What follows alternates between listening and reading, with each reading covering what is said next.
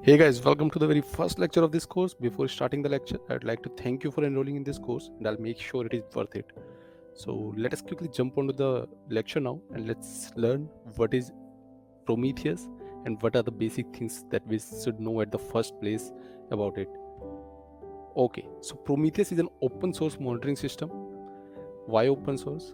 And Prometheus was firstly introduced and created by SoundCloud, and then later in 2016 it was included in the cloud native computing foundation, where post that it is available freely and you can freely download it, you can modify the source code and you can use it inside your systems without any license. It collects and stores its metrics as time series data.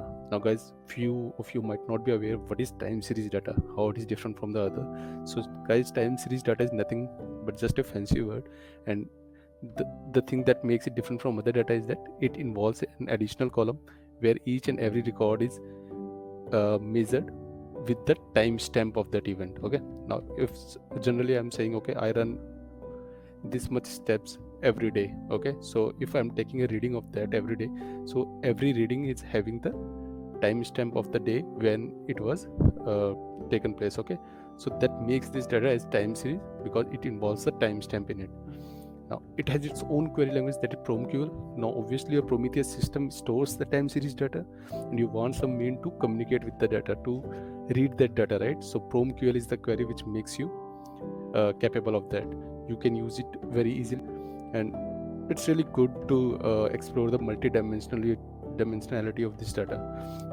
You'll say, what is multi-dimensionality here? Okay, so guys, when we talk about time series data or the data, how it comes inside the Prometheus system, so every metric is associated with some sort of key pairs, additional key pairs, okay, which basically recognizes, okay, this metric belongs to this particular system and this is the additional information about it.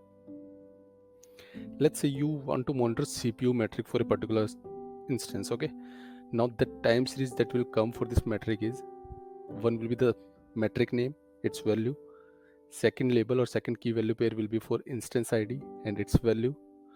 Third will be the, okay, which cluster this instance is part of.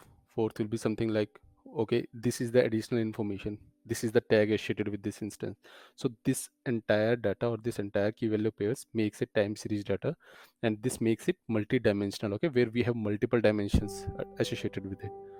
Okay, now it collects metric data via pull model. Now guys, what is pull and push based models? In some of the monitoring system you might have seen, like you have installed an agent inside the target system and then agent pushes the data to your monitoring server, okay, where all the processing happens.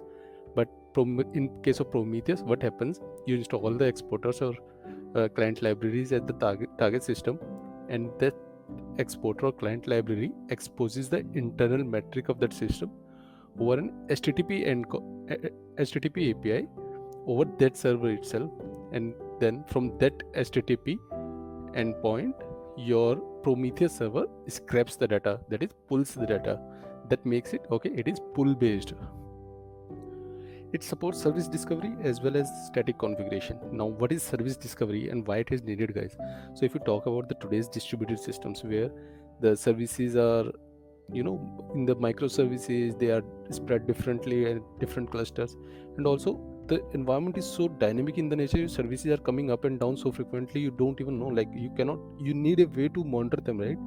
So how would you monitor them if your monitoring system, or you'll have to make it manually identified in the monitoring system? So service discovery comes in handy in such cases. Like suppose you have a service running in ECS cluster somewhere or in Kubernetes cluster somewhere, and your container is going up and down and new services are coming.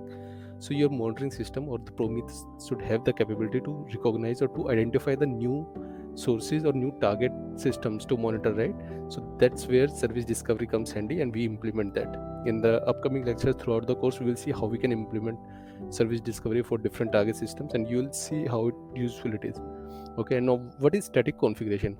Static configuration is, guys, like suppose you have an EC2 instance which you want to monitor for node metrics, right? Now your instance is having the private IP and the port number on which your HTTP endpoint is available, or your API, your metrics are available.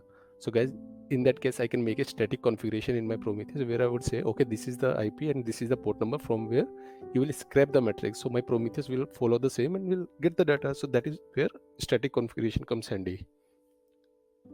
Okay, now the next is it supports a rich library of exporters and integrations. What are exporters and integration, guys?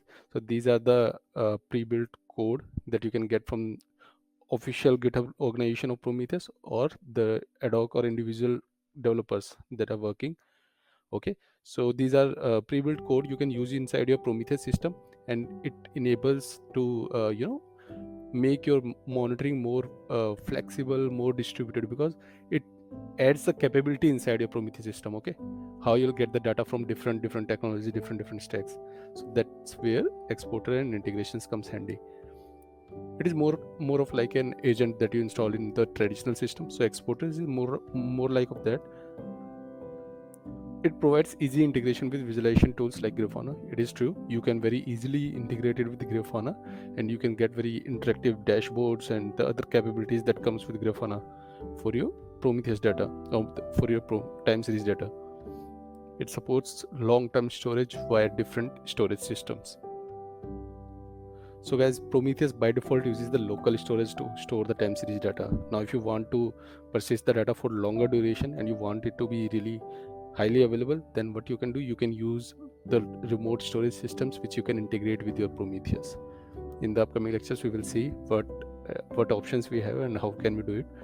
Okay, now the next is it supports push gateway for short-lived jobs. Push gateway is another concept that was brought in by the Prometheus, and that makes our system to somehow give the capability to monitor the short-lived jobs, like bad jobs that are running inside your environment and you want to monitor them. So what happens in that case, those bad jobs runs for a very short period, right? So in that case we can implement push gateway. Push gateway remembers the metric that are sent to it, okay, and then from push gateway Prometheus pulls the metric inside the inside its processing. Okay, so this is how push gateway works. Now Prometheus, it has a very large community to support and further develop the tool. That is true, guys. At the time, we are having so many exporters and integrations already created by the developers or the different community members, and we can easily get the code from there freely, and also we get the regular updates as well. Okay, for vulnerabilities, for security aspects, and for other functionality aspects. So we do get the regular updates as well. So guys, this was about this lecture. In the upcoming lecture we will take a step forward and we will get more into it. So I'll see